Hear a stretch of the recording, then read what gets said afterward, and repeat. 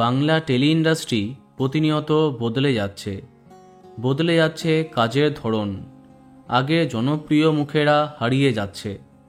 কদিন আগেই কাজ না পাওয়ার কারণে তেলে ভাজার দোকান খুলেছিলেন জনপ্রিয় পরিচালক অয়ন সেনগুপ্ত।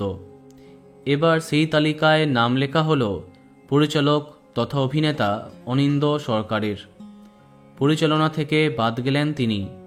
অনিন্দর অভিযোগ, আমার নাকি বয়স হয়ে গেছে, আমি নাকি পরিচালনা করতে পারছি না। এই অজুহাতে কাজ দেওয়া বন্ধ হয়ে গেছে। বাধ্য হয়ে পর্দার সামনে একজন অভিনেতার দায়িত্ব পালন করছেন। এই মুহূর্তে স্টার জলসার গৃহপ্রবেশ ধারাবাহিকে তাকে দেখা যাচ্ছে। নিজের বর্তমান অবস্থা সম্পর্কে বলতে গিয়ে ক্ষোভ তার গলায়। তার কথায়, পুরো কাঠামোই যেন বদলে গিয়েছে।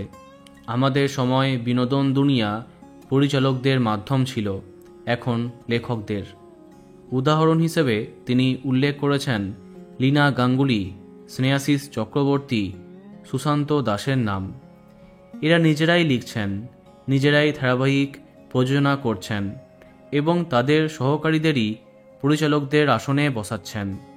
তিনি আরও জানান, পরিচালনা করতে না পারলেও আপাতত অভিনয়ের মাধ্যমে টিকে থাকার চেষ্টা করছেন তিনি। বন্ধুরা, ভিডিওটি এইটুকুই। বাংলা বিনোদনের অন্যান্য আরও খবর পেতে সাবস্ক্রাইব কারেন্ট পজ। ধন্যবাদ।